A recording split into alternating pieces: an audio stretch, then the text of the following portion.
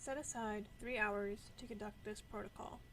Once you are experienced, this protocol should take anywhere between 1.5 and 2 hours to complete, depending upon the number of embryos dissected. This protocol describes how to take a 9.5 days postpartum embryo, cut at the mid-otic plateau and somite 4 to isolate tissue containing the vagal neural tube. Cutting at somite 16 and 22 will isolate tissue containing the trunk neural tube. Vagal neural crest migrates from the vagal neural tube, while trunk neural crest migrates from the trunk neural tube. The dissected tissue will be enzymatically digested in a solution of collagenase disbase.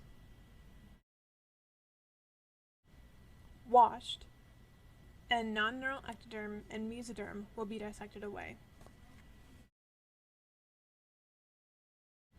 The isolated neural tube will be washed twice more and then plated in self-renewal medium.